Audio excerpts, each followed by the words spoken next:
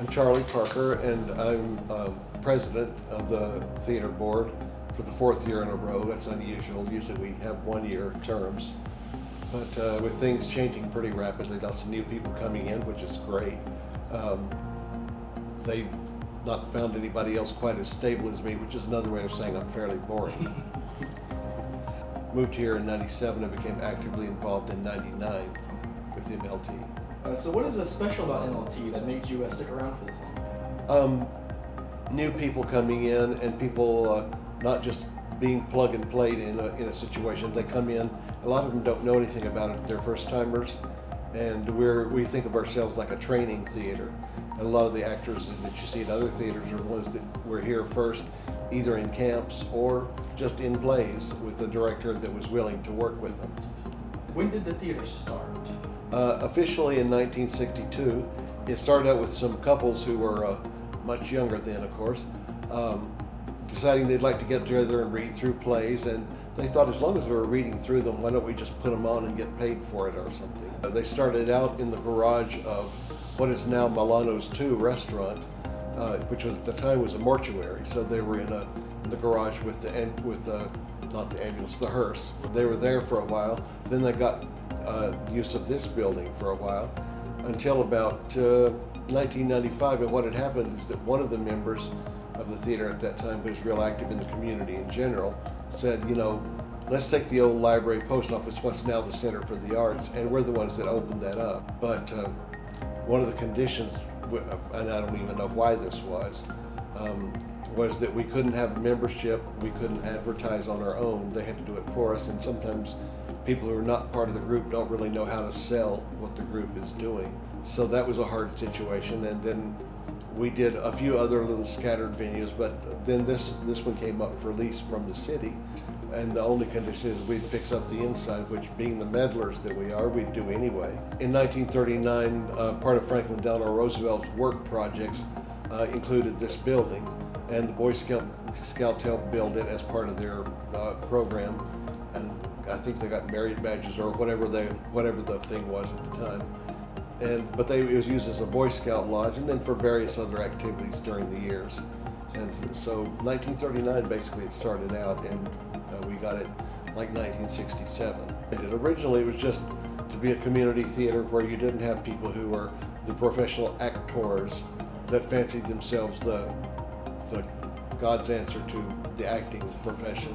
What we try to do here, and what we try to do from the beginning, is have regular guys and gals who just wanted to do a play or be involved backstage.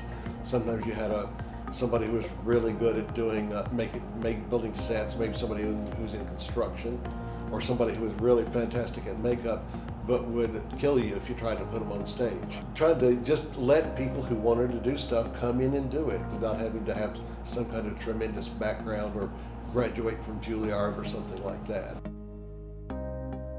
We typically have as season shows, like 6 shows, but we also have other outside submissions. We have a group for teens from 13 to 19 that have plays of their particular interest at the time, and then we have children's shows too. So we end up doing theater shows about 12 a year, 1 a month, but we also have extra stuff like poetry in the borough and different storytelling groups come in here, and then we had a group called Dogma Dance Off that comes in and has a public outside event doing like 10 to 12 bands. They've done it for 3 years in a row now. We love having stuff like that.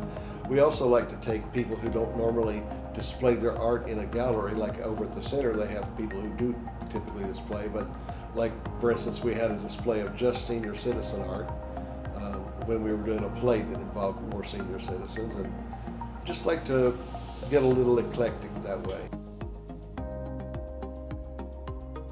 I've found that people find a live experience way different from seeing it on a small screen where you don't have the up close of people the same size as you doing the action. And then because this is a small venue, you have people, you're practically right on the edge of the wrestling match, so to speak. People find that a very different experience, and we find a lot of people that just came in because they knew somebody in the play that have ended up being regulars here because They like the live and in-person stuff.